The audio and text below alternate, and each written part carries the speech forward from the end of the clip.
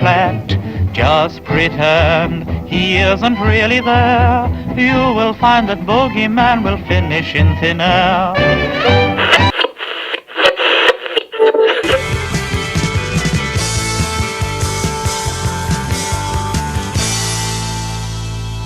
You're listening to Haddonfield Radio. We're broadcasting live from Wing M, Room L at the Smiths Grove Sanitarium in Warren County, Illinois.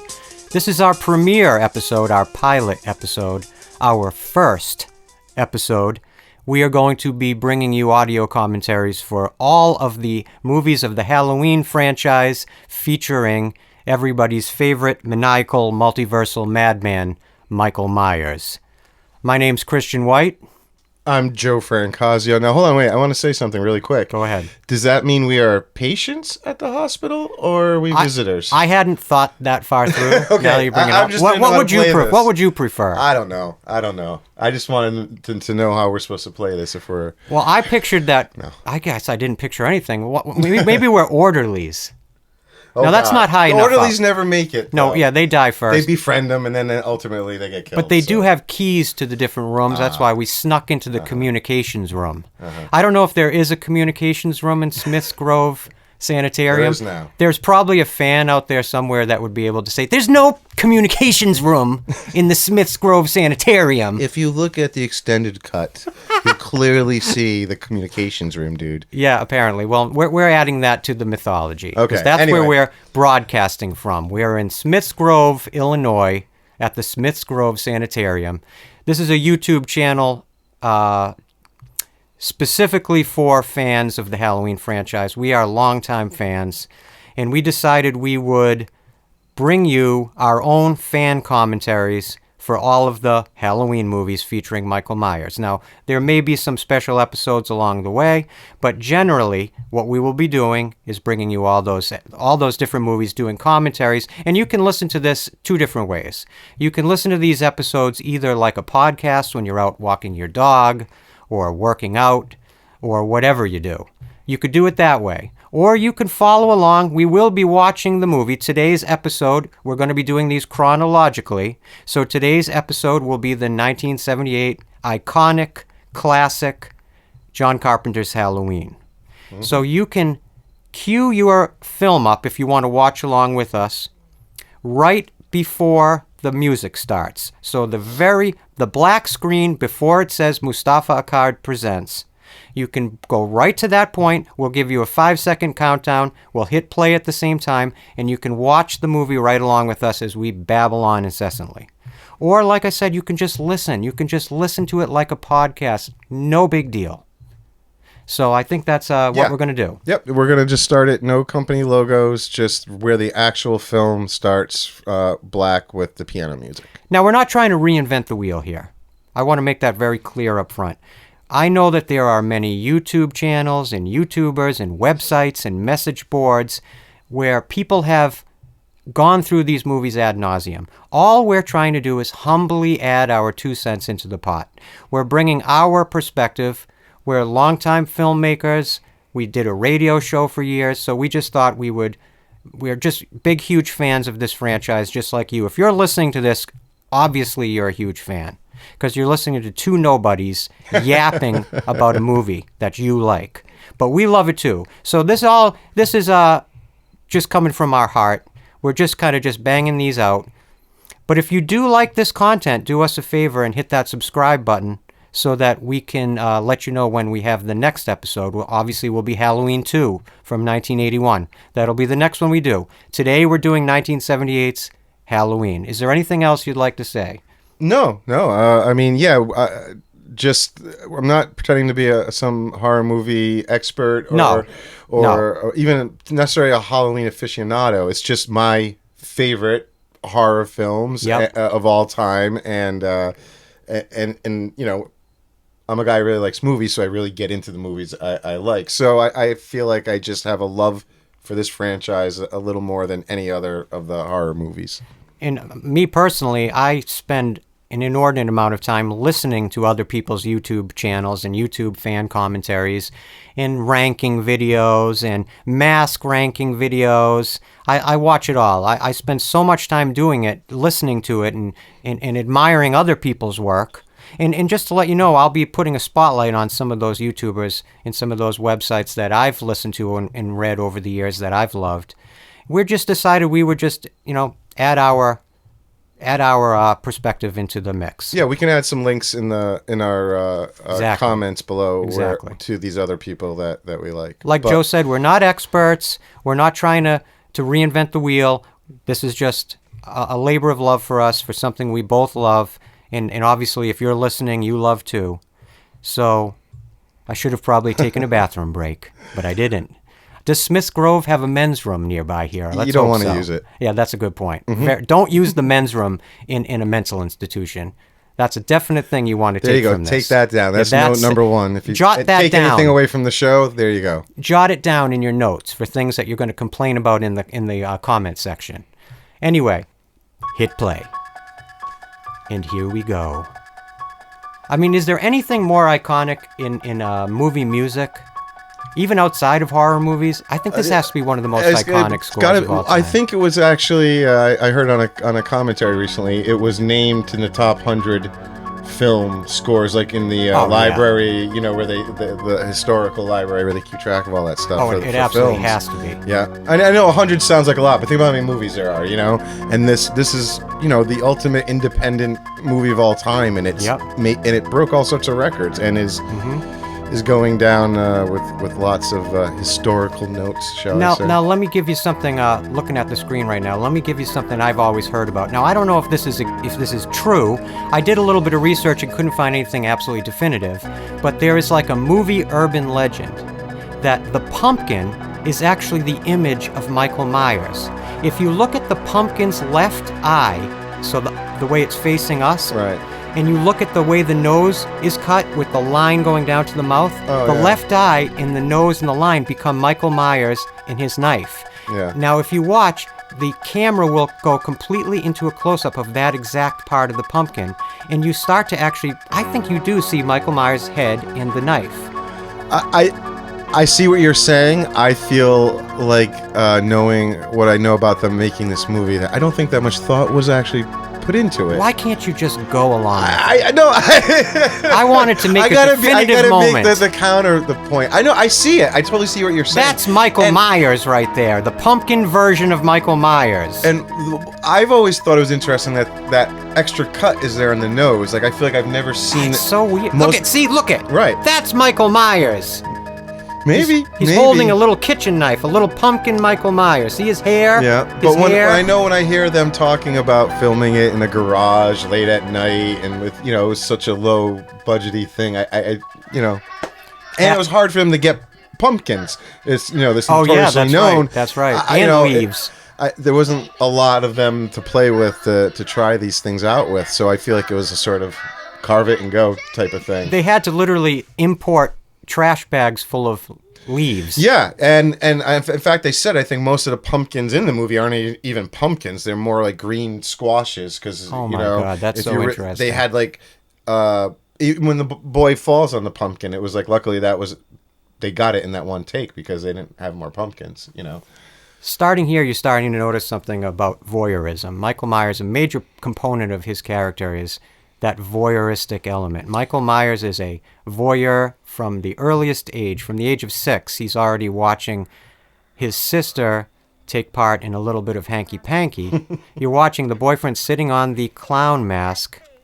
So this is something, is interesting, right? There's not a lot of setup to exactly why he wants to kill his sister, except I think you're supposed to take away the old sister up to no good, little brother feeling betrayed by the sister giving attention to some other boy type of thing. But there's not a lot of why he snaps and I guess that's part of the whole thing, right? But it just sort of happens. Yeah, I think that goes to that root of why a lot of fans dislike, for instance, the Rob Zombie movies, because there is no real explanation for it.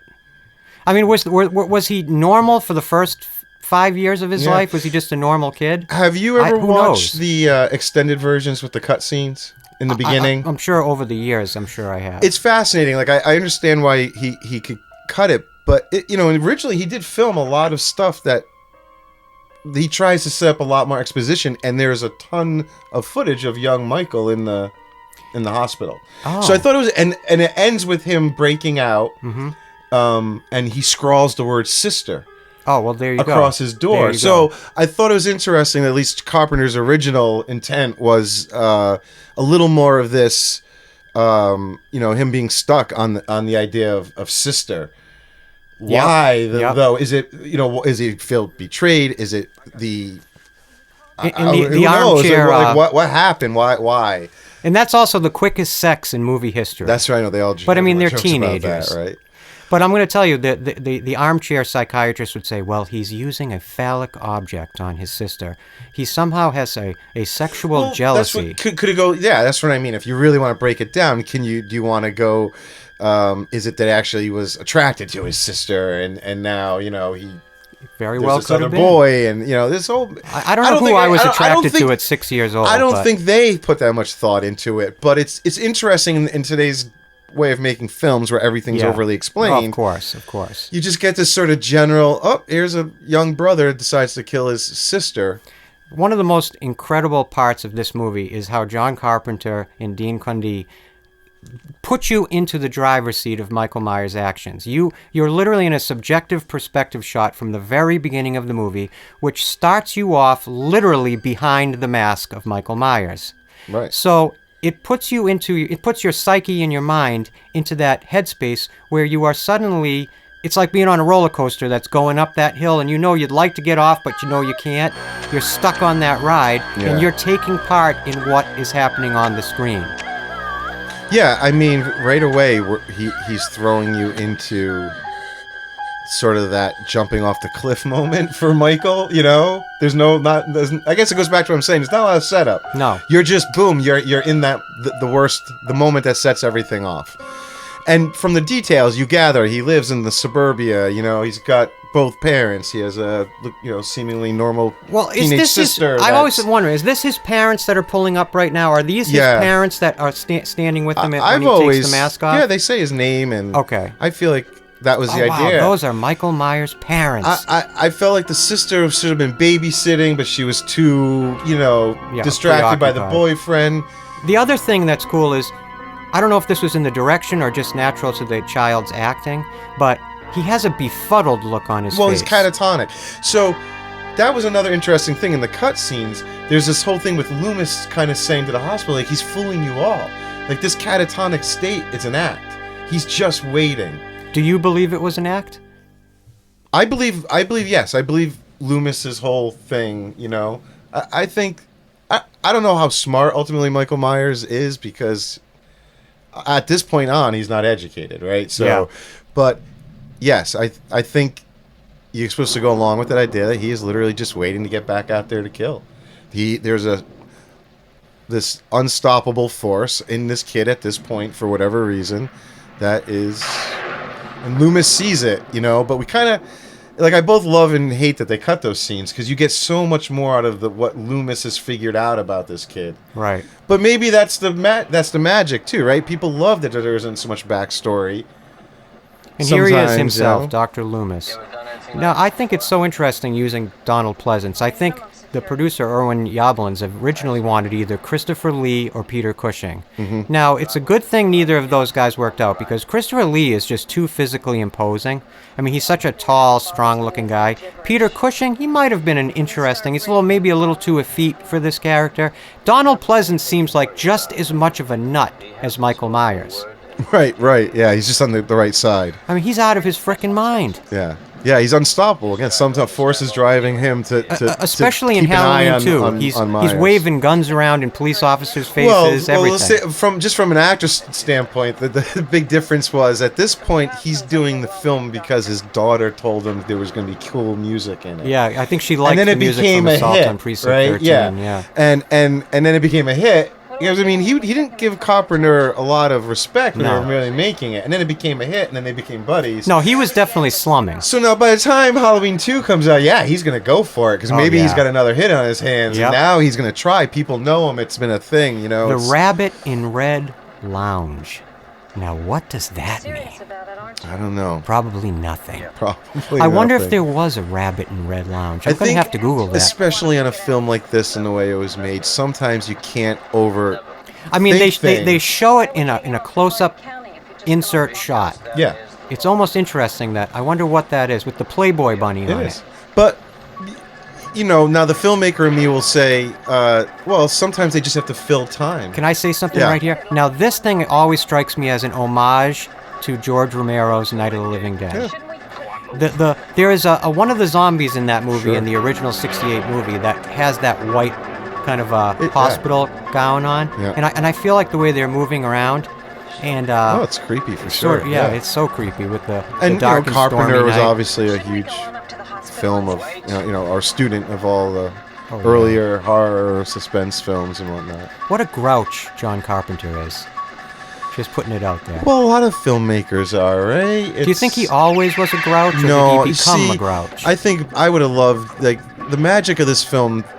I love that it was so independently made. You know, I love hearing the stories. It's that magic era of filmmaking Oh yeah. where people were just trying and they did whatever it took to get something made, and it's just more like friends having fun, and everyone's doing a little bit of everything for jobs. I think that this probably was a lot of work, but a lot of fun too. You notice when Michael Myers is jumping up onto the back of the car, for just an instant you do see his face. Oh yeah, you see. Now Nick I wonder Castle. if that's Nick Castle. It is. It yeah. is, okay. Yeah. So that's Nick I Castle always thought right it was there. interesting that young Michael Myers has this, Beach Boy blonde hair, And then he has and the then dark hair and then he at goes to 21. like very black hair, Yeah. both there, and then when he gets unmasked Yeah. towards the end of the movie, and Coming from a background of making small independent short films and films, sometimes you just have to take what of you can get course, with of actors. course, yeah, They probably could get that kid. Yeah. They said, well, he's blonde. I mean, what are you yeah, going to exactly. fucking do? He's blonde. yeah. But you're going back to your point about the perspective, Yeah. and stuff. It's a bold choice, but it was also, I think, a necessity out of the fact that they were making the whole movie on the Panaglide. The Panaglide. So that was remember that. was yeah. a new type of camera, and I think This might have been the first time it was used. no, but this was when this movie was made. It was the first movie to use it this much. No one Okay, got it. had used it to really make almost a majority of their film. It was because it was heavy, it was bulky, but it made some things easier. But for Carpenter to make the production go quicker, so they didn't always have to do all these different setups. They just threw the camera on the guy and go. And here she is, Jamie they Lee used it. Curtis, Laurie Strode. Yeah. I always thought it would be cool to do a sort of reversal movie where Laurie Strode is the killer. Well, I was going to ask you something. Do you look at this movie as a movie about Michael Myers or a movie about Laurie Strode? Oh, I think it's clearly about Laurie Strode. Yeah. I mean, Michael Myers is only... I read just a couple days ago a very interesting thing. Now, we're recording this for just in the future, anyone who's listening. This is October 21st, 2022. So the most recent Halloween movie that came out is Halloween Ends, Yeah. which basically just came out. Still in the theaters as Yep. we're recording this. Yep. In one of the major complaints about that movie is that Michael Myers is not in it enough. Now, the interesting thing, got a Twitter handle called @SourceHalloween. He pointed out that something to the effect that in Halloween Ends, Michael Myers is in the movie for about 11 minutes. And people thought it wasn't enough. In this movie, 1978 Halloween, he's in it for about 9 minutes. Right. But it's what you do with that time well, that counts. But I mean, the story starts with him and Yes. ends with him. Yep. Yeah, know? no, you could make the argument. So, you absolutely so some people, I think the average casual fan looks at these as a horror movie about Michael Myers. could. Yeah. But really, it's Laurie Strode's movie. You know what I mean?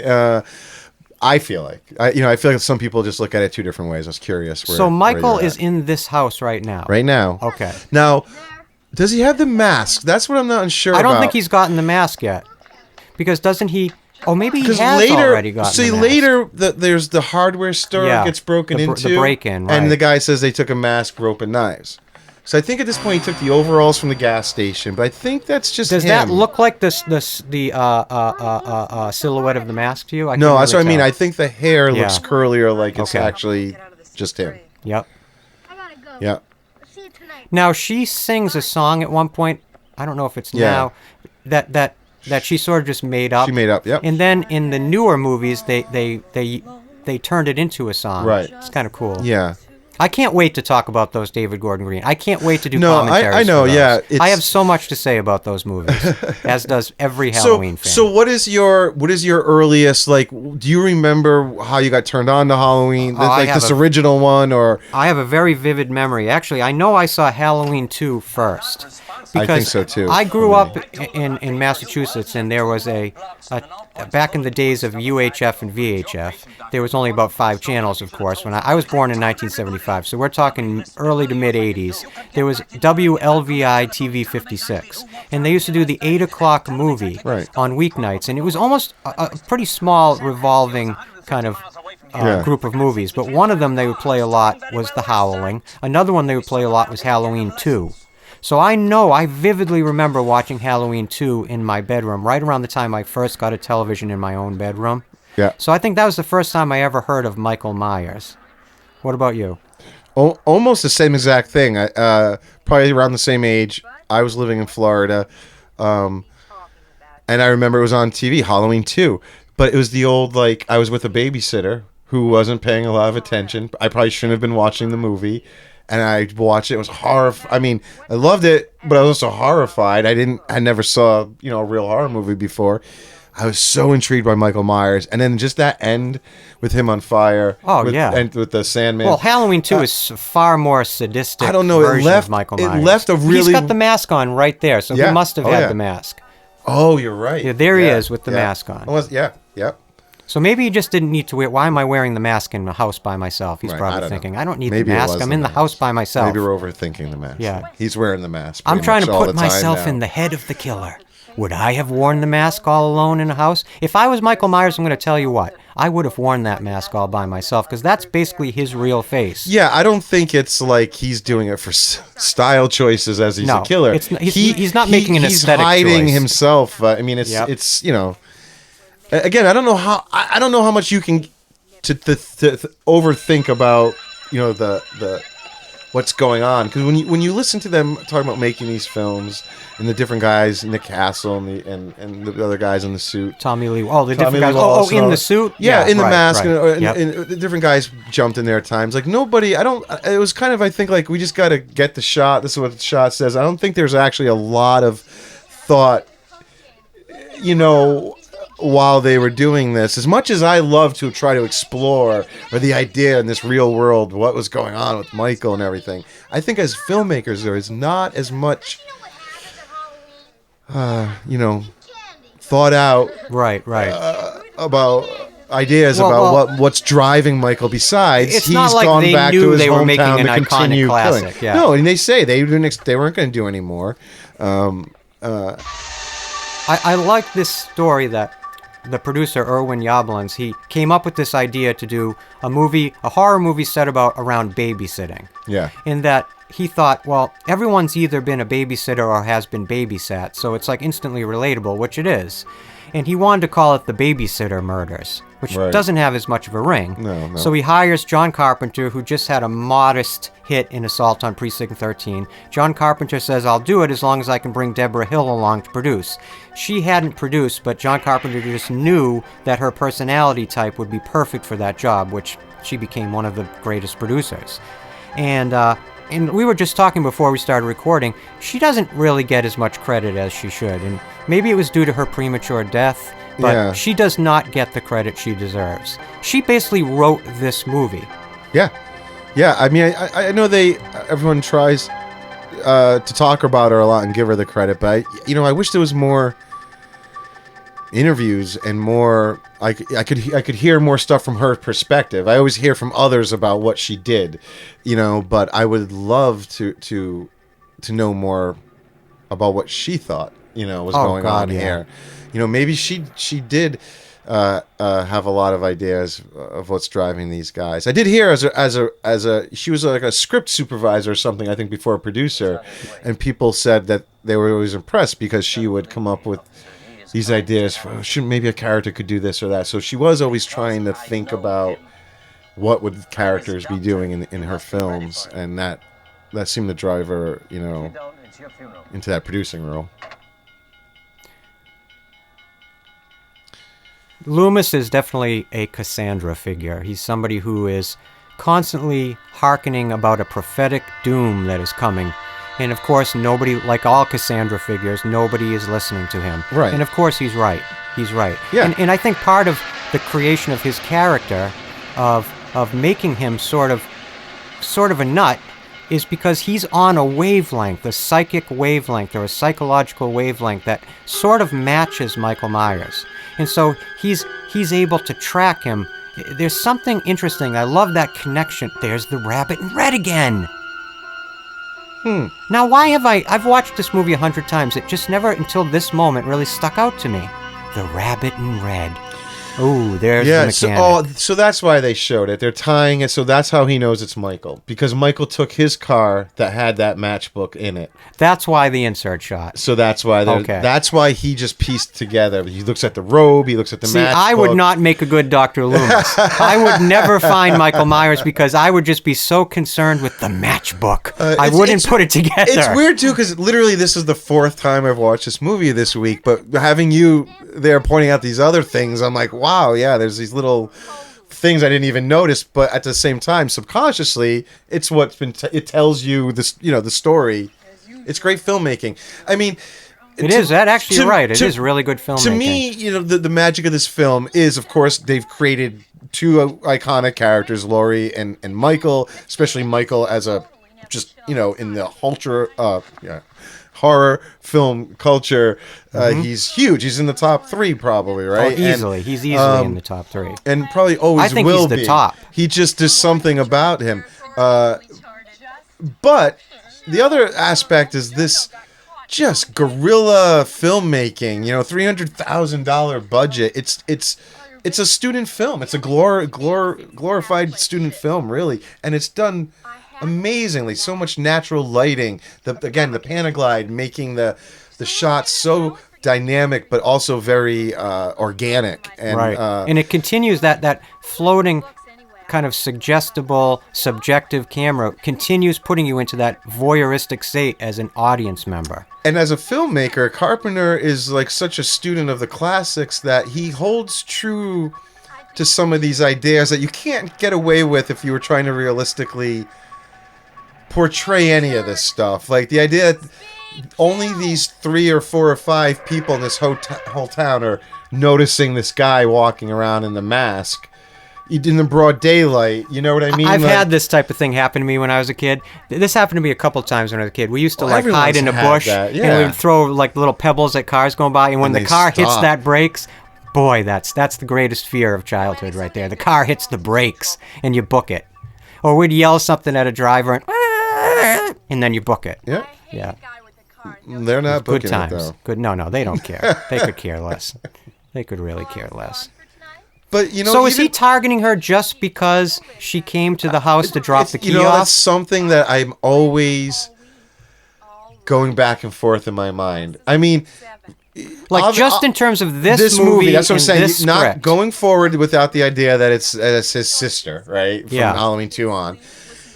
When they were making this movie, is it just he keeps noticing them, so he's like, he gets stuck on it? Is it from her going by the house, and that was it? He just that was his new target. Because you could say if you had cast an actress that looked very similar to the actress that played Judith Myers, you could say, well, is it because it's reminding him of the sister? Is it something to that? Or is it just because she dropped the frickin' realty key off? Yeah, I think it's more his ultimate, like in his head, he's going back home because he wants to kill again. This is the only place he knows, so he's going back there. And he just wants to do the same thing. Like he's just he's still 10 or whatever in his head, really. Yep.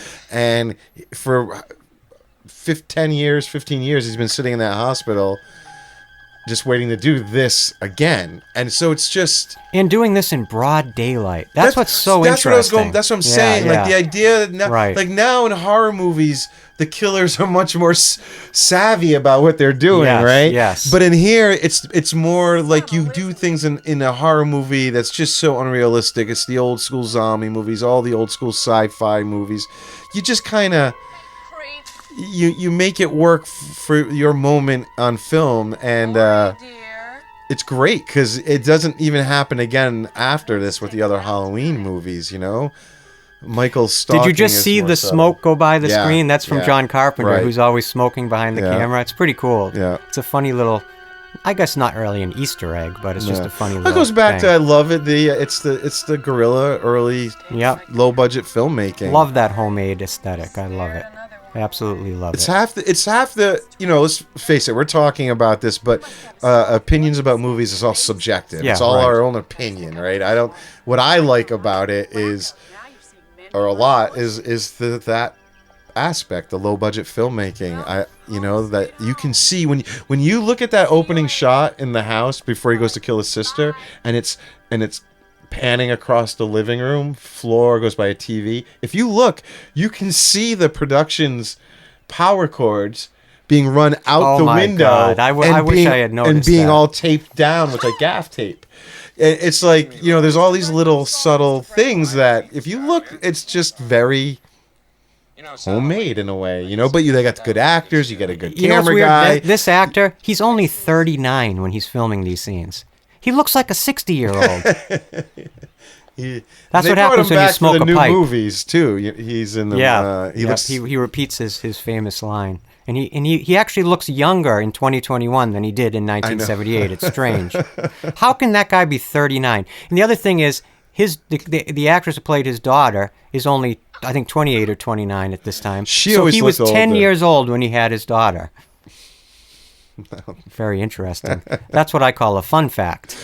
Can I give you another little quick fun fact? I thought I'd pepper a few in while we watch the movie. Please do. Fun fact. Ding, ding, ding, ding, ding. Fun fact. The original Don Post William Shatner mask only cost $1.98.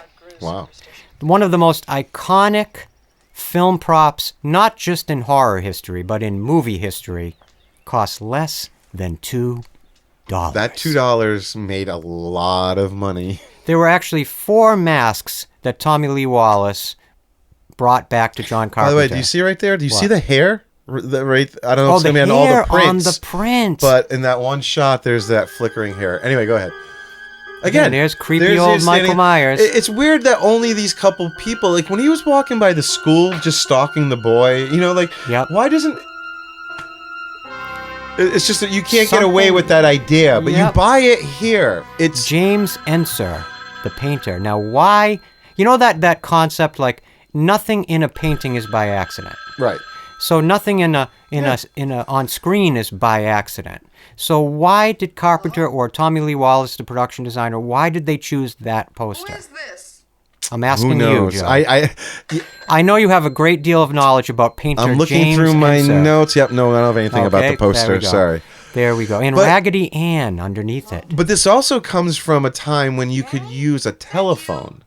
There it is. That's called a telephone. No, but I mean as a device to keep a storyline going between characters. Yes. It doesn't quite, I don't know, come off the same way with the cell phones. Because with these old phones, the killer can manipulate them. You're waiting to hear that signal get cut, or you're waiting to see if it's the killer on the other end. They cut the phone line. It's amazing how many of these guys are locked up in hospitals, but then they can jump in a car and drive. They know exactly where to cut phone lines in houses. Oh, he's got no problem driving. Yeah, it is. It's funny, right? He never would have learned how to. How would he know how to drive? It's one of the oldest critiques. A funny thought I had when I was watching this the other night was the idea that Michael Myers had to keep putting car keys in his pocket every time he went off and then got back in and out of the car. Is that where he had to keep track of his car keys? Yeah, I guess if he had lost his car keys, this movie would be 11 luckily it had long. a full tank of gas. Where's he getting gas with that mask? With what money? It was only recently also that I noticed in how many shots he's in the background driving that car. Wow. It's always in the background. Yep. Even when they go in the town later with Loomis and stuff, like it's because he's always around. So he's driving well enough that he's not drawing any attention to how he's driving. He's going through all the streets, but orange is, I guess this could qualify as a fun fact, but orange is generally used as a color to precipitate danger. Like if you see the orange, like the fruit in a scene, like in, for instance, The Godfather. Right. Or orange as a color is usually used as a psychological prompt to precipitate danger. Right. And obviously due to the holiday Halloween, the season of autumn, you're going to see orange everywhere. But I think John Carpenter has specifically placed a lot, even look at this car, Sure. specifically used that as a psychological prompt. Now, that's just coming off the top of my head. Maybe it's true, maybe it isn't, but sort of rings true to me. I like to say things that might be true and might not be true, but I think if you sound like they're true, then they've become true. Well, also, this wasn't shot in fall, so And in everything's a little California, green. Everything's a little more green, and so anything orange or red's gonna pop a little bit more too, right? I love this actor.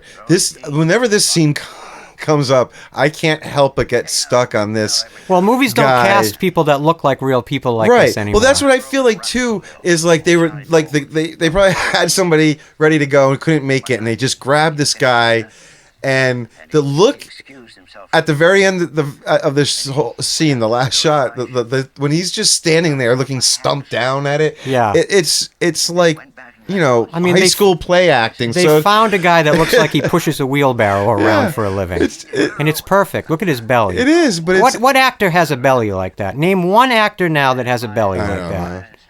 know. No, good luck. I just get so stuck on him. I just want to know mean, this well, guy's story. I want adds to to know. the realism. Look at the dumbfounded look this guy has. It's like he's been practicing it all day. This big scene. And it is a big scene. This is a big plot point right here.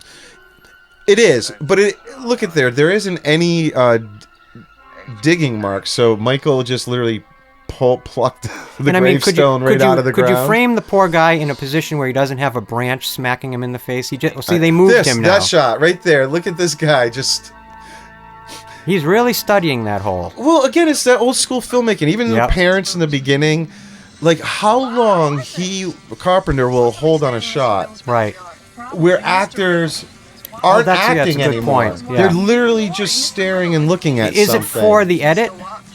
Well, yeah, I think he needed. But why I don't did you know. need to I don't leave know all if it's those frames? stylistic. I don't know Yeah. if he needed every second he could, because this scene, That's probably Michael behind them. Is it Michael? I can't tell. Yeah. Oh, it is. Okay. probably.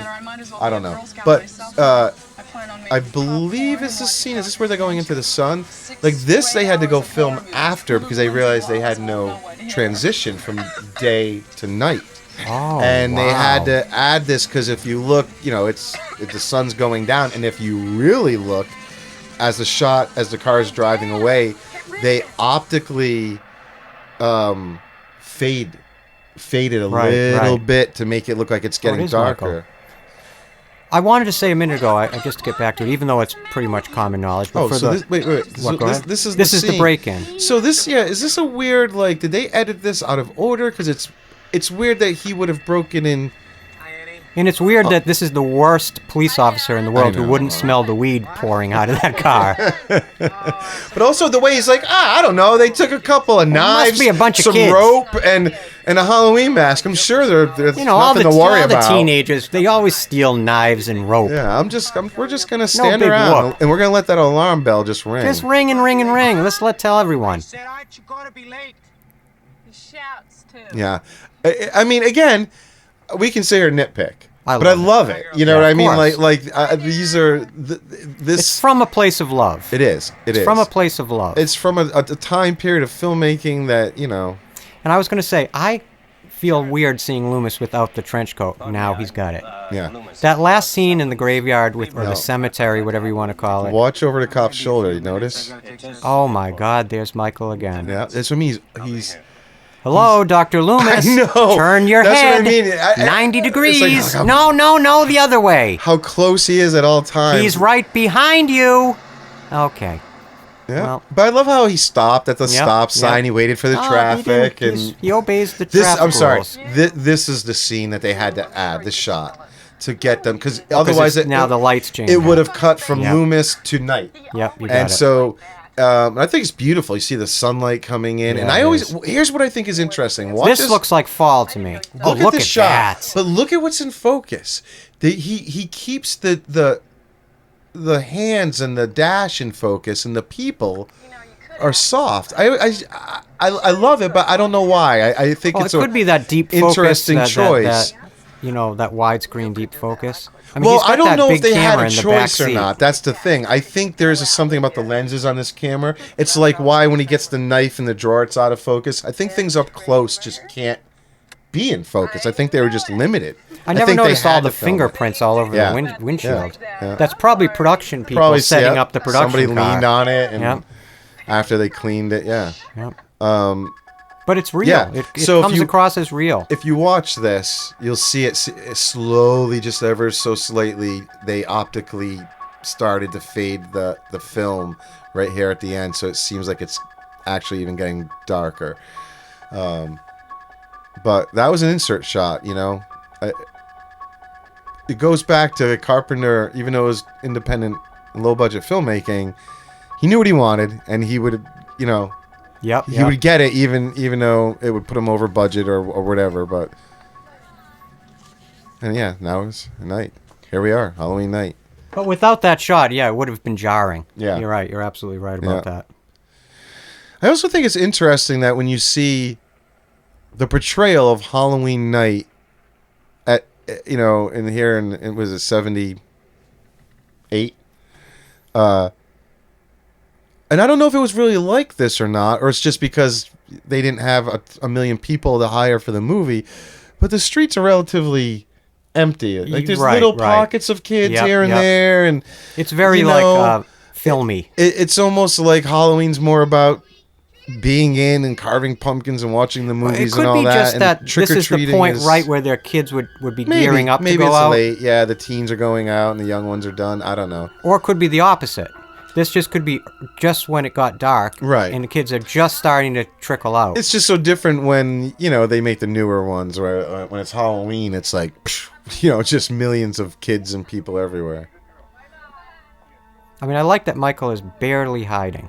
I can tell by that silhouette of the hair here on the mask he was wearing that mask in the house. Yeah, he probably was. I can see it by the Yeah. look of the hair. Yeah, when they just let it be messy. Right. Quick little thought. This movie was made for $300,000, which Yep. in 1978 money was still a pretty thrifty amount of money to make a movie with. It was a lot for like an independent movie, but Right. it was nothing for what it became, which was an actual like studio movie at the end of the day. I did a little bit of research, and I looked up some of the other movies that were being filmed around the same time in parallel with this and what their budgets were. Yeah. The first Star Wars, $11 million. Yeah. Close Encounters, $19 million. And these are all within the 1 or Sure. 2 years of this, okay? Yeah. Now, Hills Have Eyes made around this time $240,000, so about the same amount. But one of the most amazing ones I read, the first Richard Donner Superman movie, $55 million Yeah. in 1978. Yeah. That could be because they filmed Superman 1 and 2 together. Right. Maybe some of that. Maybe. I don't know Right, if they, right. they take that into account. But Still, that's extraordinary. Yes. No, I mean, yeah, it's amazing what they did. 300 grand they made this whole movie. It's because they didn't have the studio behind them when they were making it. Ultimately, Right, it right. gets picked up. The studio basically distributed Or once it. they see it, yeah, okay, we'll do it. But I mean, it was just him trying to get his movie made. Now, obviously, he had some success with Assault on Precinct 13, but so it wasn't like no one had any faith that he wasn't, that he could make Well, something. I think but Irwin Yablans knew that John Carpenter Right. had chops. right, But that still doesn't mean people are going to put their asses no, in seats. he didn't have enough chops yet. Right. Yep. I know I'm jumping ahead here, but in the David Gordon Green trilogy, I Yeah. thought they did a pretty remarkable job of recreating the the house. interior Yeah. of this house. I know. Especially at the beginning of Halloween Kills. I'm a sucker for recreations or yeah. being thrown back into a. well, that's like an part old of your movie, expertise You know, in your personal life.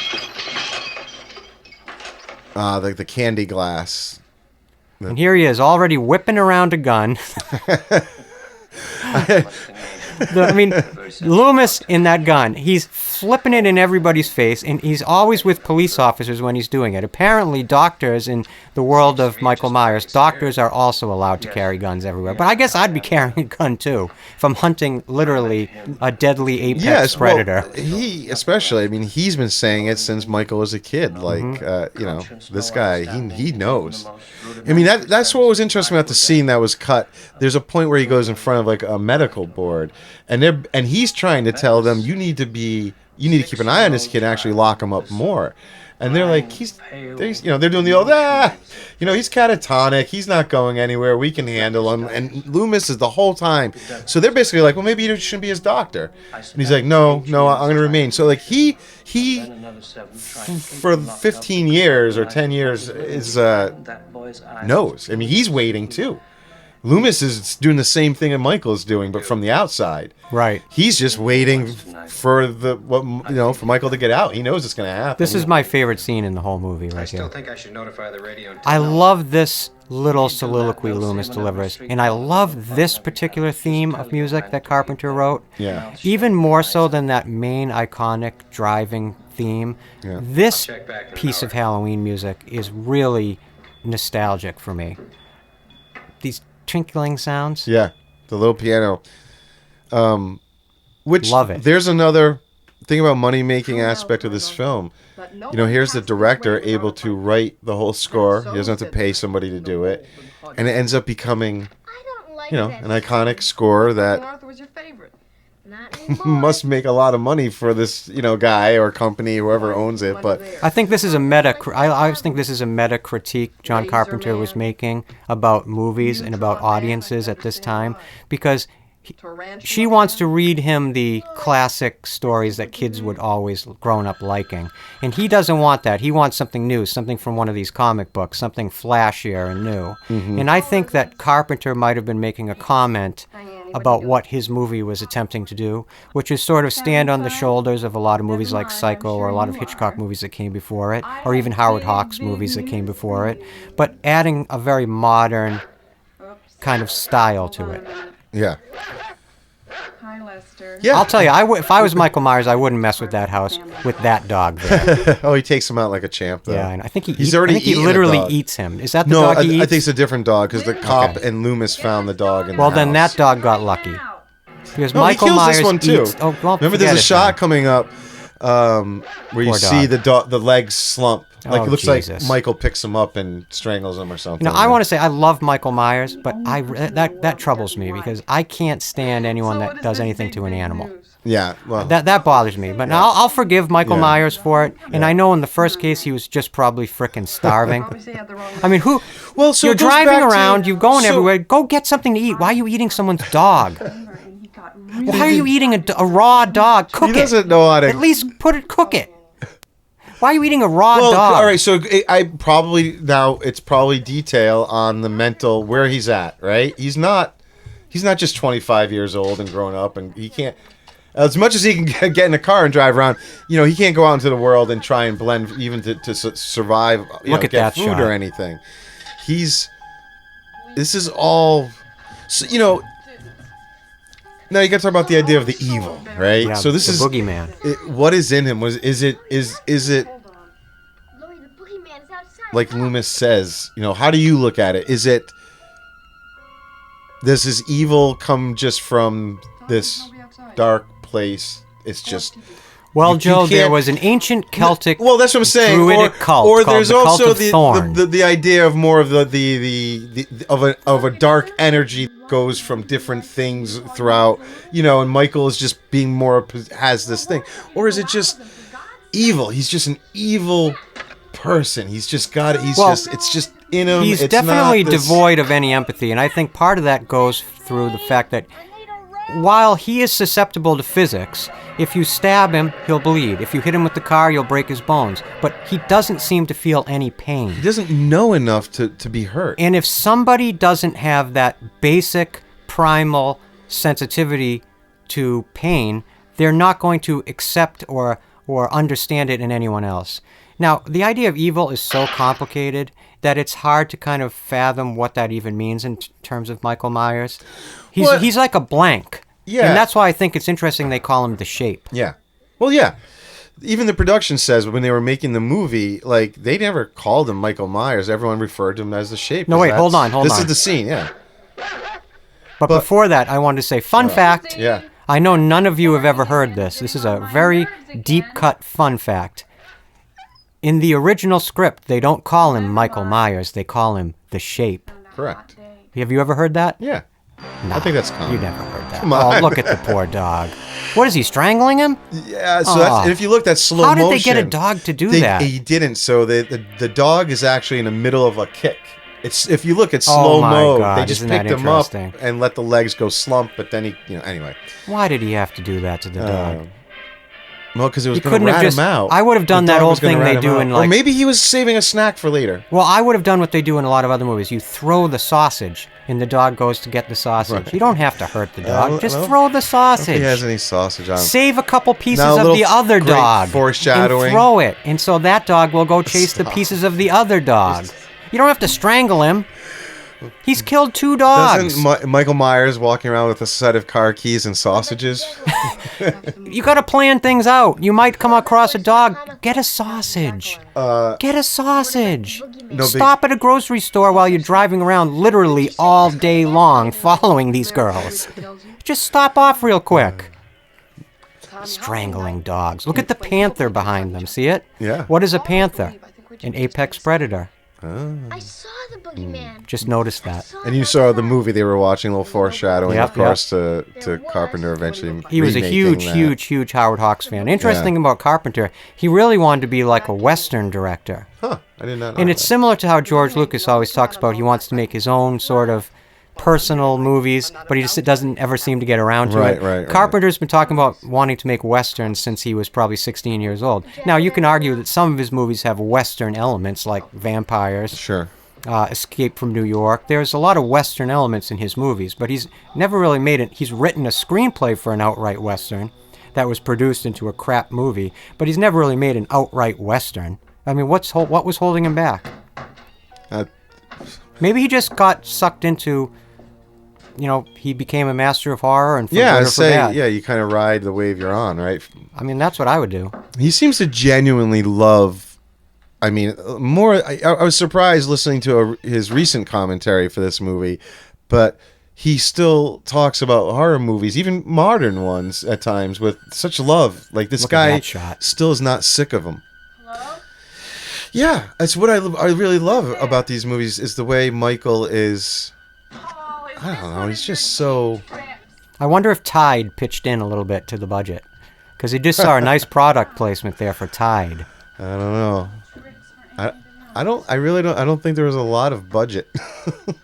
I like that she's wearing a very loose-fitting white shirt that sort of is reminiscent of the loose Smith's Grove inmates. It also shows off her butt. Yeah, it does do that. It does. She Like she the seems like a scene girl where that she would have gets a very trapped in the flat window butt, in a though. second, and Yep. her butt is just hanging out. I'm like, wow, that's what a clever way to just put a butt shot in there. She reads Carpenter. as a flat butt to me. That's such a great scene from the John Carpenter version of The Thing, where they go out into the ice and they see the ship is kind of revealed in the ice, and it's a very cool old school matte shot. I wish they still did those matte shots. Oh, there he is again. Yeah, I mean, he's always lurking. He's a lurker. He's sort of a peeping Tom. He's a peeping Michael. Well, think about it. At this point, he hasn't killed a person yet. He killed the mechanic. Oh, the mechanic. He 'Cause did. Okay, Yeah, he wanted his clothes. that's right. He really It's loves like those. it's He almost loves like- those onesies. It's like he was almost building up to this, like the first big kill. Like he's before he, and then once he does it, that's it. He just starts. He's killing people. Now you know? this little girl now is Lindsay an adult. Wallace. But what's her real name again? Kyle? Is it Kyle Richards? I don't know her. Well, anyway, she now is in the new David Right. Gordon Green movies, Yeah. all grown up. Yeah, I think she I was know. 8 years old when she filmed this. Pretty cool. I love that they did that in the newer movies. They kind of did a nice job of bringing some of the legacy characters up to date. That is a great aspect, is the way they do tie it into this, and now they ignore all the other movies. Like, I honestly, I cannot wait to do the commentaries on those David Gordon Green ones because I just, like I said, I've got a lot to say about that. this is the shot. Oh, See? yeah, it's I mean, definitely just- a butt shot.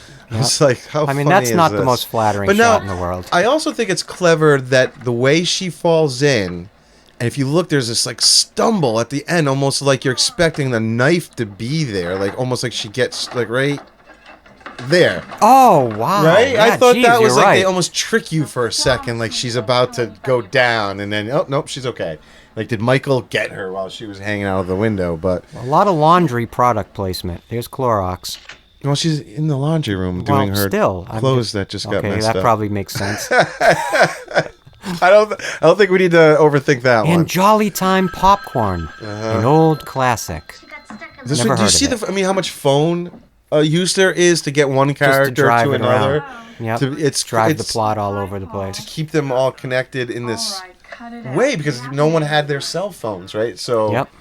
Yeah, but I've seen you stuck in plenty of other positions. there he is. again. And he's- So oh, no, so there he is, many yep. of the like back and forth, there and gone, there and I would have gone. done a thing, the wipe. Now he's gone, but when she walked past him and then walks past again as a wipe, I would have had him gone if I had made the movie.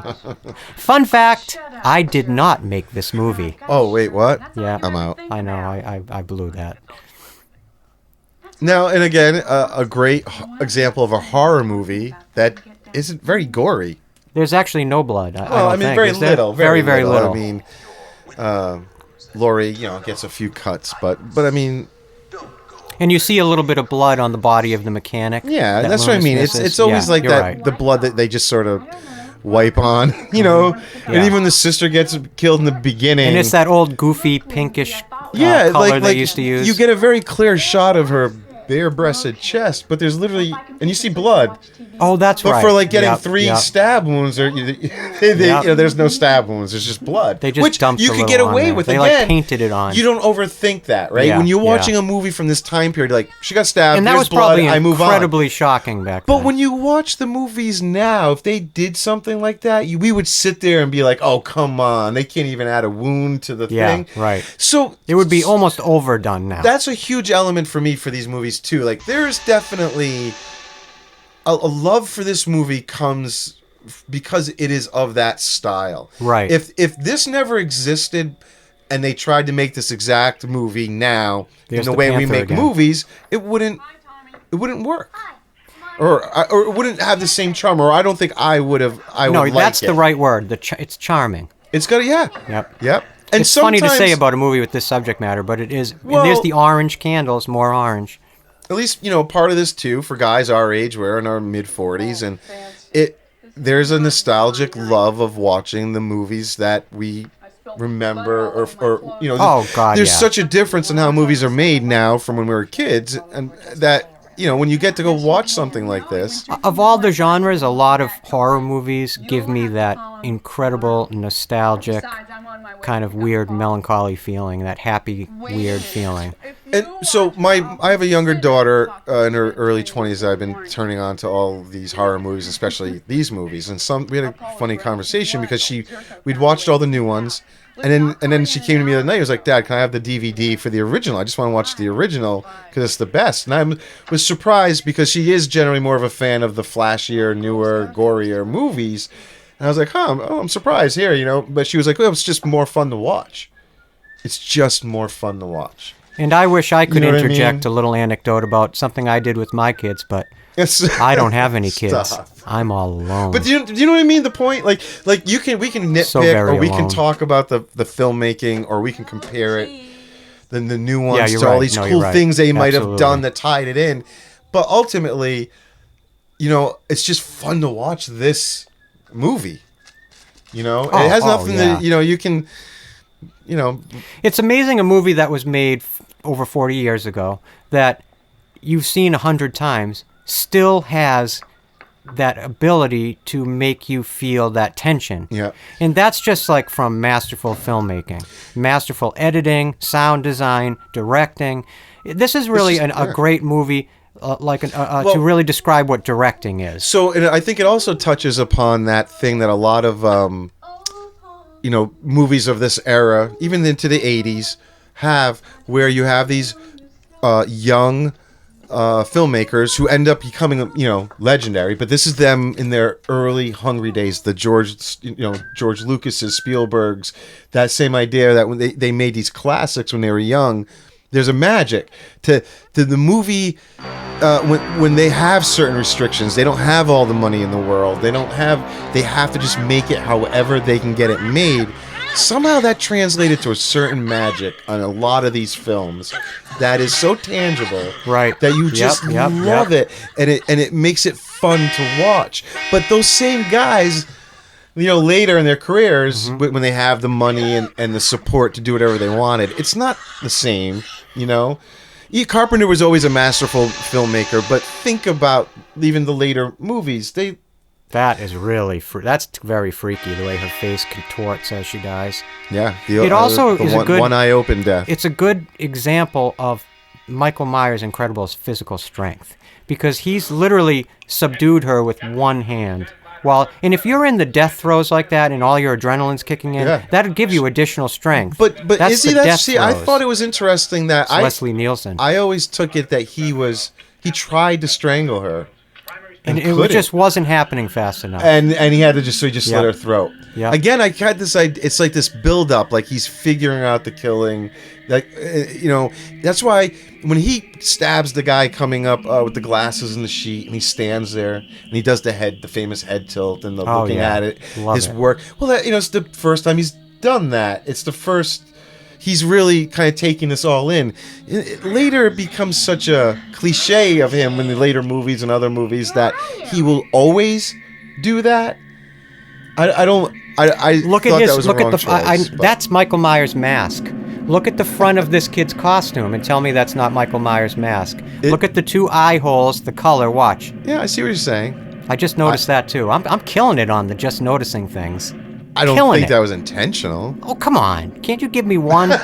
Can't you give me one of these? I mean, that's Michael Myers' mask. I just have to buy so much into the low budget filmmaking that they couldn't. I mean, think about how they got the Michael Myers mask. There's a certain thing called. To think they would put that much time into his. What about Serendipity? Yes. Is it a subconscious, awesome, subliminal? Again, accidental. Part of the magic of a. I mean, look, you got to say that is kind of interesting. The white with the two, where the eyes would be on his chest. Yeah, I'm loving that. I hope I'm the first person in the history of YouTube to come up with that, because I think I might have just mined gold.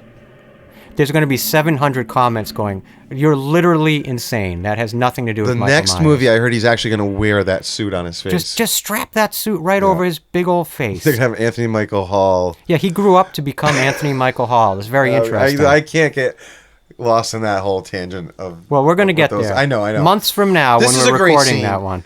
The fact that Loomis will take the 10 seconds to scare the crap out of these kids in a funny way is awesome. He wants them away from the house. I know, but instead of just saying, get out of here, he does a scary voice. And you know why this scene's important, too? It shows that there is a consciousness in Haddonfield about what Michael Myers did. Oh, yeah.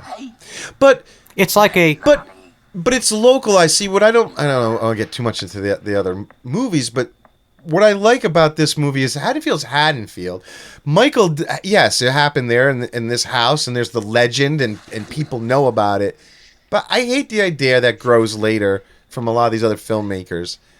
That Haddonfield has just got this black energy to it. That sort of okay, but you know what? And when I know terrible things happen in a town, they want to say does color the town. It stemmed from this. They can take that attitude. This was the beginning. Like look at where the town where Columbine. What I'm saying is what I like when I watch all these movies is my personal preference is like in this movie where there isn't this sense of is there something weird happening in the town, that it's just normal people trying to keep up with this insane man doing insane things, on a very simple level. It would be after the events of this night that it would really take on a huge life. I understand that, but I understand where you're coming from. I do understand where you're coming from. I like that this doesn't. There's the Freddy movies. Obviously, there's supernatural aspects. There's the Jason movies. There's supernatural aspects. I love that this can be taken as simply a man who is evil and doing some crazy shit. You know, eventually they get into some supernatural stuff, but for this point and what they were making and what the original intent was when they were making this movie, that's what I like. That this is sort of a reality-based world, you know. Oh, this one is as what's the word that I'm looking for? Not down to earth. This is as grounded as any of them are. Yeah, this one is the most grounded. So when you start incorporating the, I don't know, that larger idea of you know, other forces at work, I don't know. It's not. I'm not a fan of it. But again, you know, I love all these movies as much as. See, I have such a nostalgic. I honestly, in terms of nostalgia, the movies that I have the most nostalgic appeal to me are actually 4, 5, and 6, because those are the ones when I was right in my teenage years that I remember seeing in the movie theater. And even though a lot of people take issue with some of that supernatural aspects that they add in, mostly on a practical standpoint, just to continue the franchise. Yeah, well, the just idea like that there's Jason, a family line and it will a continue lightning down strikes his grave and he comes back to life. You got to do something to get him back into the movie. Right. Whether you accept that and can suspend your disbelief enough or go with it or not is up to the viewer. But yeah, I definitely love this. Oh, poor Bob. Poor Bob. He does get the most iconic death maybe in the whole series. Now look at the painting behind the thing hanging. Looks like a mouthful of teeth. Watch. It's on the wall. It looks like an open mouth full of teeth. See it? Above the fireplace? Above the lamp. It looks like an open mouth full of teeth, which to me is a predatory image. I wish we could rewind so you could see it again. I'm telling you, there's a lot of stuff that's built into the production design of this movie that I guarantee is subliminal. All right, well, you got to listen to the commentary tracks with like Dean Cundy and those guys, because again, I have to respectfully disagree with a lot of all that. I'm saying it could be, to them, again, serendipity. Right. Could be synchronous. There's, you know, when they talk about what they had to do to dress these houses quickly sometimes and whitewash and blah blah, and people were running out just to buy the curtains that day and stuff. So that's what I mean. I don't maybe if they had choices and he's like, okay, I got these 5 paintings around and let's pick that one because it's creepy looking. Maybe it just struck me as it looked like a mouth of teeth. I understand. Which to me is a predatory symbol. And they may have seen that there and definitely said, let's keep that in the shot. It's creepy. Blah blah blah. I don't think there was a lot of, though, like, how are we going to dress this room ahead of time and let's go find, you know, this type of a painting and this and that. I think they were filming in real locations. They were pretty much,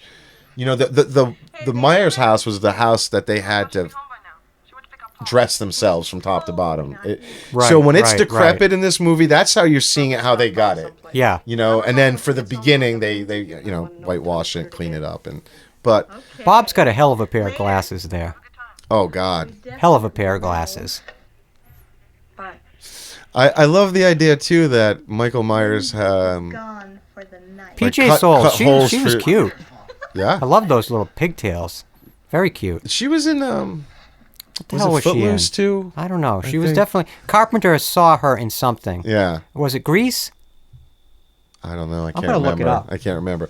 But I'm gonna Google it right now. I love with Michael coming out with the sheet and the glasses. Like, did he like stand there in the kitchen for a minute and cut little holes perfectly for his eyes? The fans are probably saying that are listening. These assholes don't even know the movie PJ Souls was in. I'm done with this. Do they even like these movies? I'm watching someone else's fan commentary. Do they even like this movie? Okay, wait. I know. Again, it sounds like I'm nitpicking, but I love it. But if we're talking about it, like I can sit here and say I love it. I love it. I love it. Oh, she was in Carrie. Oh, okay, that's right. He saw her in Carrie. That's right. The gravestone, right? Where is he just driving around with that? He had to go, he lugs it up into the house at some points and put it in a bed. And he balances it on a bed. Like this, it seems a little... But again, you buy it. Like, I'm questioning it now because I'm talking to you because we're sitting here analyzing something. But when I watch the movie, it doesn't bug me. It doesn't take No, me well, out it of has such a You- like a psychological impact when you see it.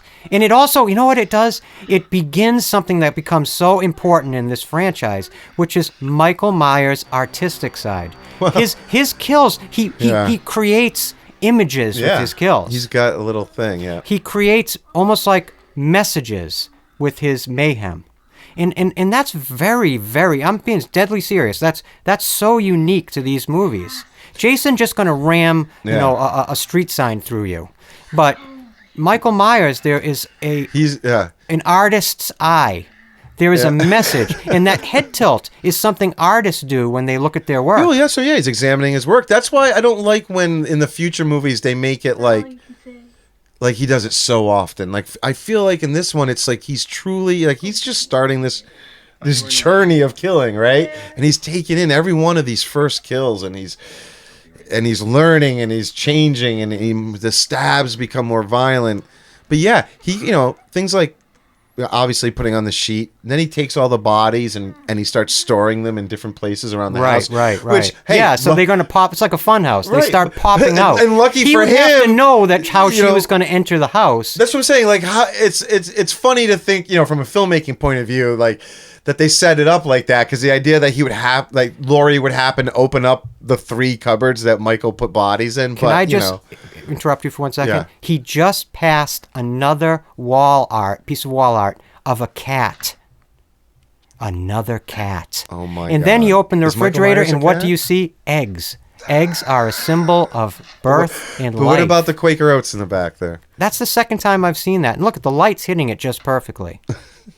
Well, because we're back in the same kitchen that I know, the other but, girl but was in. I mean, yeah, that's true. Never mind. Why I mean, the they had- Clorox bleach? Why? Yeah. And again, you want to talk about what's cool about Michael is if you know he's there, right? We know he's there. But he doesn't just go after the guy. He walks. He's going to let this guy open a bunch of stuff, right? I mean, And then he does it. Bob is not much smaller than Michael. You think No. Bob, but look at again, Michael is one-arming him. Yeah. And he's lifting him. This guy's got to weigh 175, somewhere around there. And he's lifting him with one arm Well, and holding him there. I got to wonder I do wonder if they are thinking along the lines of like does Michael get stronger as he kills? Is he With his gaining power adrenaline. from his kills? It's like a boost. He's getting some sort of a boost. Even though he's so calm, cool. Look at him. Look at that shot. I mean, is there one that has got to be one of the most iconic images in the history of horror movies right there. Right there. He's taking in his masterwork. Yeah. He's literally just hung a painting. But now, you know what's weird enough? So does this imply that Michael was listening, like for him to know to come back with 2 beers? Oh, he was listening. Like, he knows Oh, absolutely. everything that was going on, right? Well, he's a voyeur. He saw his sister and her boyfriend having sex. He was, I'm sure, curious to at least listen in, if not somehow watch what they were doing. It's almost like a triggering effect on him. Yeah, he just wants to be back in that same situation. He's like remaking history. You're absolutely right. He just wants to keep.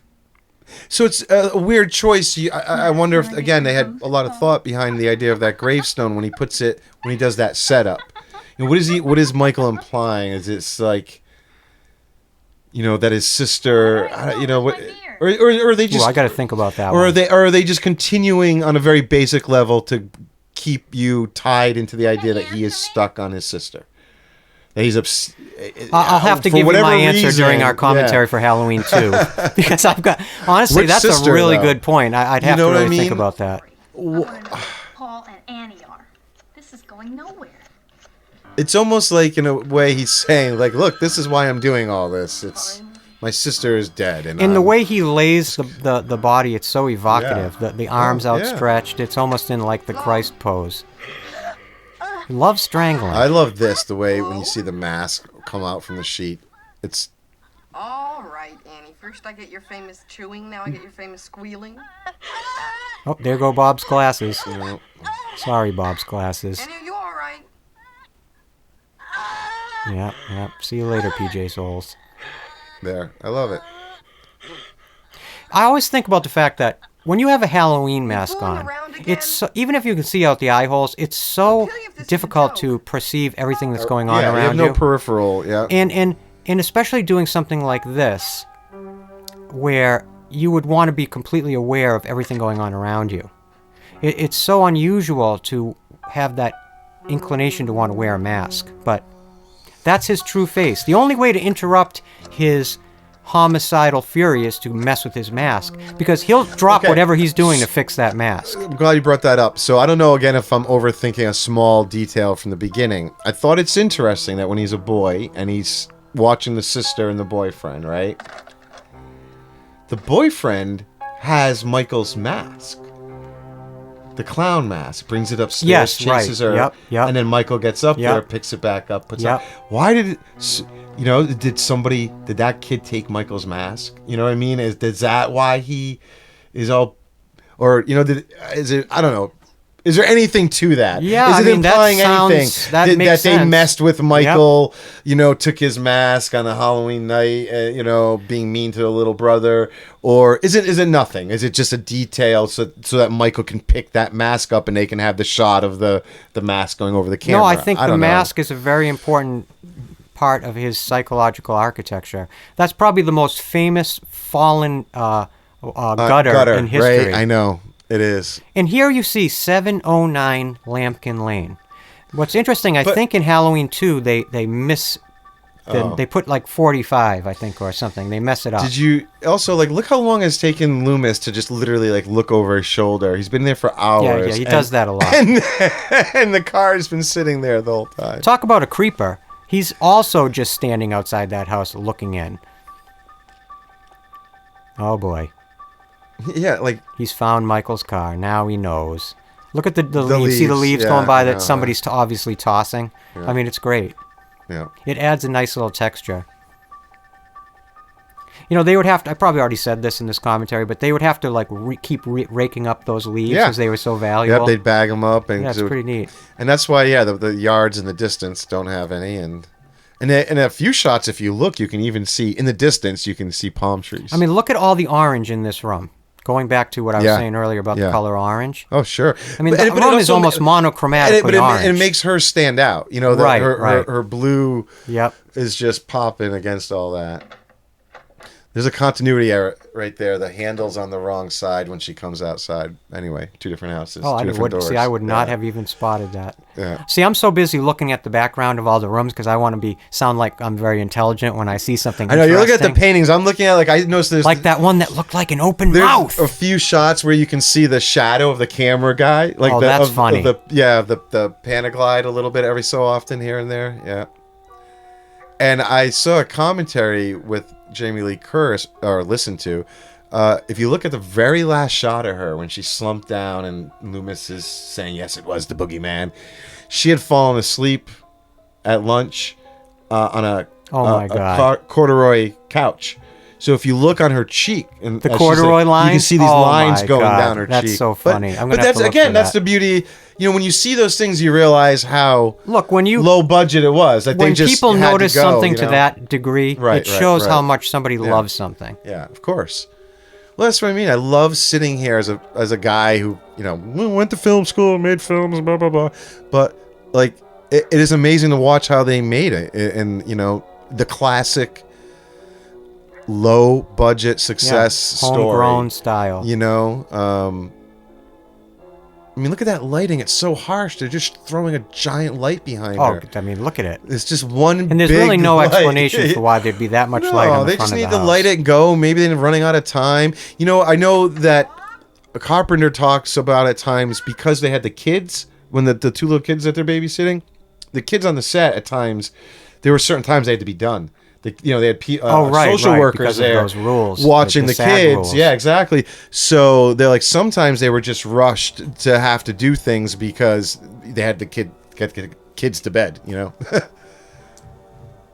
And so all that stuff.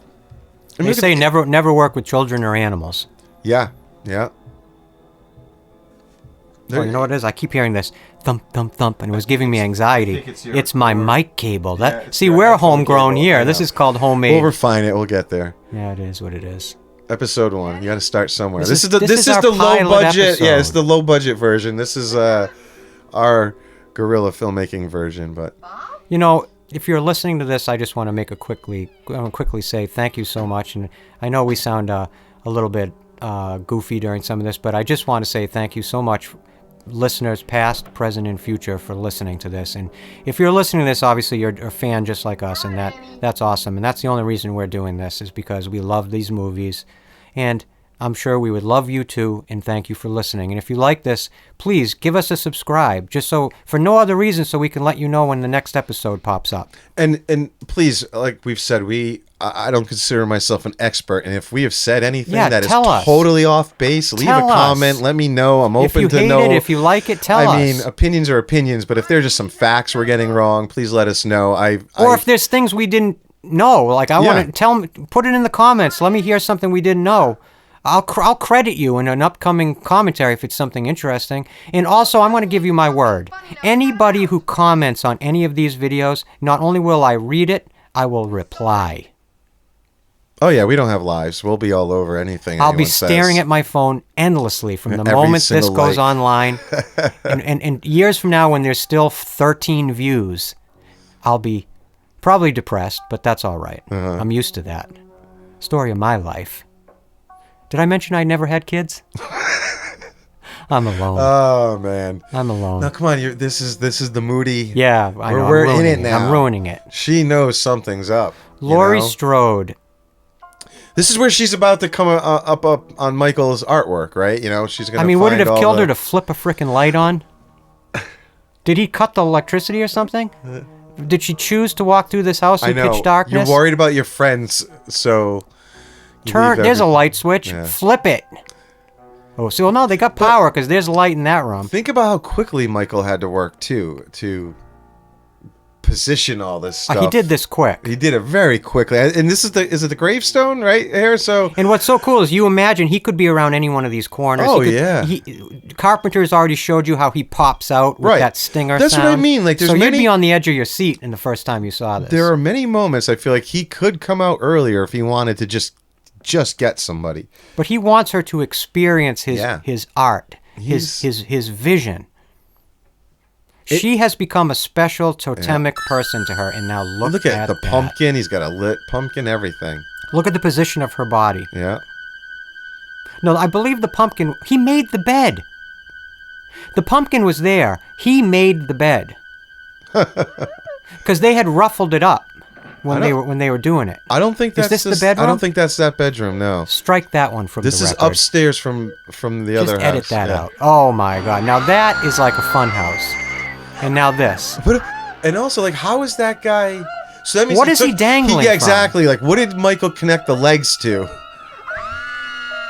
Look at the bruising on her throat. You see Yeah. it? Your friends are dead. Also, would you just back into a corner? I'd run right out of that house. Don't stay there. Now, this is, of course, one of the most amazing shots ever. Oh my God, that is The slow fade up. absolutely amazing. Yeah. Ooh, yeah, that would not tickle. And also, how did he miss? But anyway, well, he could actually just be. I know.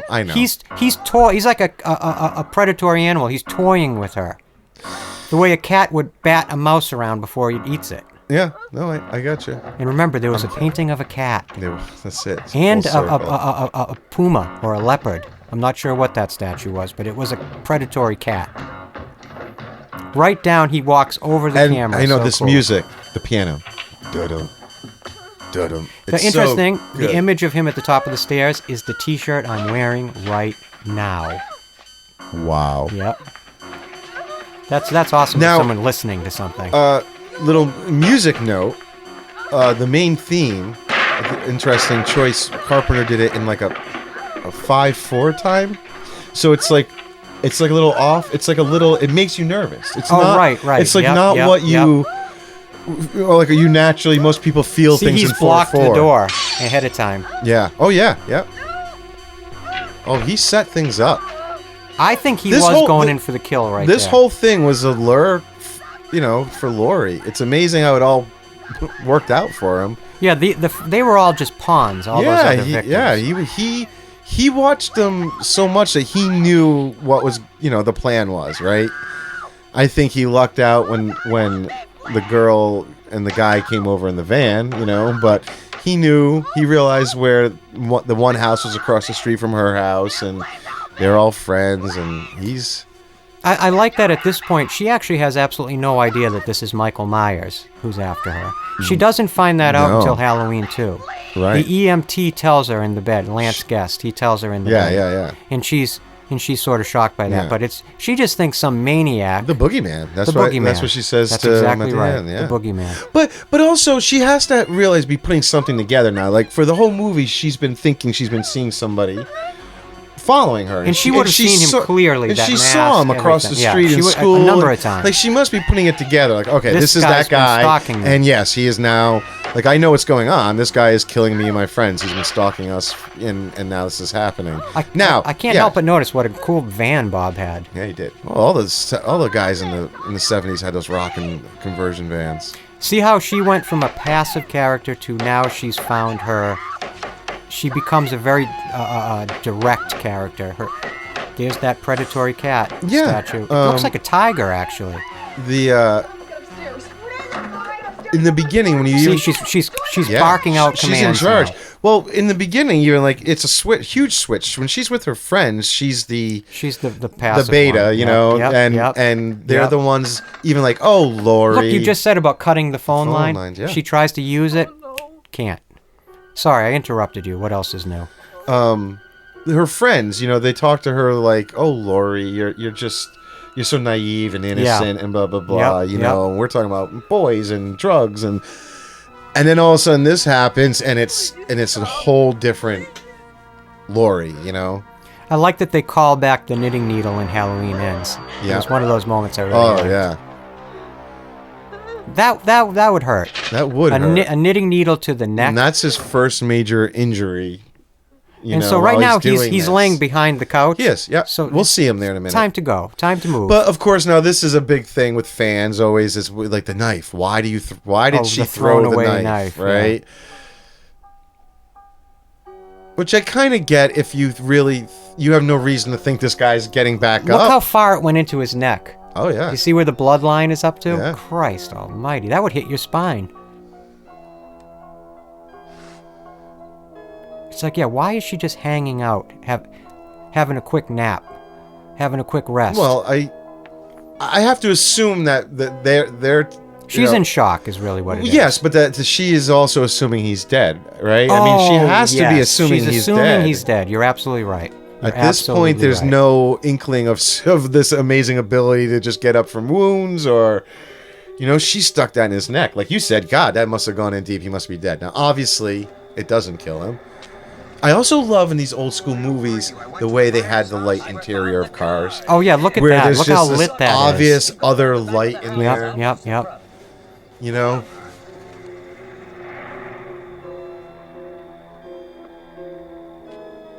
This music, I can't say enough about it. I know it's been, spoken about to death, but One of the good things Jesus about the God. new movies I like is that Carpenter and his son, Oh, but yeah, but Cody they Carpenter, they yeah. were able to, do the music and they except they expanded on that idea in a Exactly. modern way. And Yep, I do yep. love some of those new pieces that play off the old themes. The 2018 soundtrack is actually It is. unbelievable. Yeah, It's so it is. good.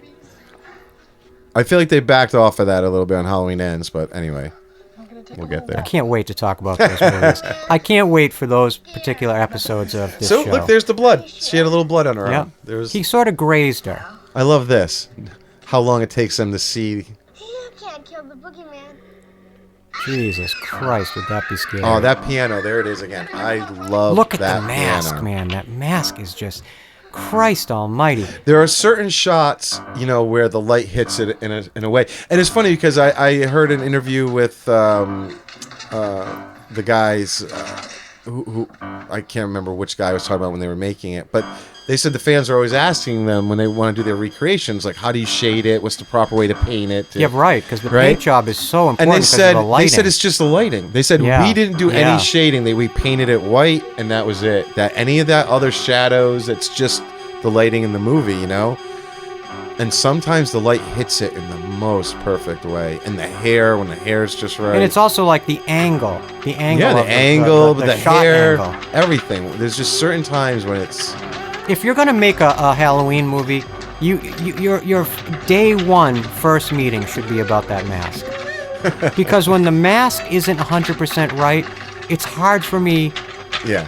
Looking at these movies, the whole series from a current Right. perspective, Right. the ones that work the best for me are the ones where I'm connected to the mask. Yeah, and I think a lot of that with the later movies that stem from this original storyline are it's stupid, like rights issues and stuff like Right, that. Why right, they right. can't use, And you can't sculpt from a piece of latex. You can't do a resculpt No, off the right, original yeah, mask, yeah, which is destroyed by now. But yeah, you that thing. you have to do it from a negative sculpt. Is it amazing too that they had That becomes a lingering injury. right the droopy I mean, eye. she that just killed comes. his eye. His Yeah, eye is literally dead now. right. She just took his eyeball out. But think about they have this major character He really got poked there. for their movie, and they only had one mask. Like Yeah, and- you know what I mean? and Nick no one Castle thought, hey, used to maybe walk we around with it in his back maybe pocket. we should go buy a second backup just in case or something. They're like, nope. Let me just say something You about got that this one mask. You real keep quick. it with you, and Tommy Lee Wallace brought back the directive was John Carpenter wants something plain. Right. Tommy Lee Wallace brings back 4 masks: the Don Post William Shatner, the Don Post Spock, the Emmett Leo Kelly Sad Clown, yeah. and the Richard Nixon. Well, it was the clown though, and the Shatner are the only 2 he bought. When he walked in the store, he saw Okay. those 4. Right. Then he bought the clown and the Michael, and they tested it. And would think although they'd they use the said they did the clown. clown first, and they said, "Oh yeah, that's creepy," Because it connects back to when he was a child. and then they did the Shatner though, and they Yeah. were like, "Okay, but this is I've seen some images online, and I wish I could credit the source. But for the Halloween 2 commentary, I will. But people have taken images of Michael Myers from this movie and have photoshopped the Emmett Kelly mask on, so you you could could get an see idea? That's what it would have interesting. looked like. And it still does have a very Yeah. creepy aesthetic to Yeah, it. I'm sure. But it doesn't have that Michael's iconic, just become Michael. Yeah, that I know. blank face. I just love it. I just love Oh, I the love look it. of him. Here's one of the most famous moments, and this is The maybe the sit-up, most famous yeah. moment in this entire film. That body language and then the head tilt. What's great that's is that brilliant. he Brilliant. tends to react to the wound in the moment when he gets stabbed. The moving and falling, and then all of a sudden there's like this switch, and it's just gone. Yep. And now he gets back up, and the wound is not a factor anymore. Yep. You're absolutely The right. neck, the eye, and now this big stab. It's like he's just shaking it off right now, slowly getting himself back into position. I mean, she's just so shell shocked right now. Now, And again, she thinks he's dead. yeah. I mean, he is moving a little lethargic there. He's showing Well, a he's little, hurt. but now he's right back in it, right? He's about had it with this girl. He's What gonna do kill you her think now. about this actor when they unmask him for a second here? This Is actor's this named ever- Tony Moran. Right. And an But- interesting thing about him, can I give a quick Yeah, fun yeah. fact? Please do. Fun fact. Tony Moran's sister is Erin Moran, who played Joni Cunningham on Oh my Happy Days. God, weird. Fun fact. Fun fact. You know. No, I think it's And incredible so that look right there too. One, He's already two, taken three, a bullet before 4, that, and it's 5. just standing there. she hits him at least 5 times. And then there's blood in the grass at the beginning of Halloween 2. Loomis touches the goes grass. down, yeah. And so he's hit. wounded. Well, is it weird that I mean I know that's they're just making a movie and probably not thinking about it like this, but is it weird that Loomis gets a shot off and then Loomis goes into corners and goes into the room and he's just standing there like Michael makes no attempt to he's being shot he's just I think standing there. he's always quantifying what's going on in his environment. So he's taking it in. Is he also a little shocked? Do you Probably think that suddenly shocked. Loomis He is didn't in know his anyone face? else was there. Well, especially Loomis. Loomis did to him what Michael does to everyone else. And like you said, on top of it, he recognizes Loomis. Yeah, the one guy who's been calling him out the whole time, saying, I know you were going to do I like this. in Halloween 2, they fixed that where he landed on the ground. It's a lot more dirt. And in Halloween 2, it's full lawn, and you can literally see the actual shape of yeah. Michael Myers, which Right. is really, really cool. They're- But I guess we should have saved that for Halloween 2's commentary. Yeah. But, what are you going to do? I don't know. This is homemade. And so I love this, and I was confirmed recently when I was listening to the commentary with Carpenter that, I love that they cut to these just static shots showing now just the town, just the sleepy everything is, and these were just extra. It's like when they were B-roll? setting up for Yep. the bigger Yep. shots, Yep. and this is like they were able to get a few seconds of all these locations to make this montage at the With end. the breathing, too. Yep, to let you know, which is interesting because it's almost like they are setting up a sequel, right? Yep. But they weren't. They had no intentions of, it was the producers later, Deborah Hill and the other, but Carpenter had no No. No. There was no intention at all. stuff. Wow, that this was a lot of before. It was- fun. Yeah, look at that. We did it. So, I'll tell you what. For all of you out there, if you were critical of our commentary, I totally get that. We're just doing the best we can. We're just having fun with it. I just want to say, I really, really sincerely appreciate anyone who has listened to this, anyone who has joined us on this little adventure, and I really, really do sincerely hope, both of us, I can speak for both of us, Yeah. we hope that you'll come back for subsequent episodes. The next episode we will be doing is Halloween 2, written by John Carpenter and Deborah Hill, directed by Rick Rosenthal. Very divisive sequel, which is not unusual in the Halloween franchise. Every sequel is essentially a divisive sequel. I think basically everything after this movie is fair game to hate or love. You know what I mean? Right. I love every single one of these movies. I really do. So yeah, it's gonna be great. Hopefully, we will have, as we go through them, on our YouTube channel, you can actually use playlists to follow through the different timelines. Yeah, because Michael Myers franchises. definitely exists within a multiverse. Yeah, there's a lot going on. No doubt about it. There's a lot out there when you really think about it to take in. But it'll be exciting to talk about it. I'm sure we will always get sidetracked as we talk, but that is what it is. Fun. I've had a great time talking to all you people.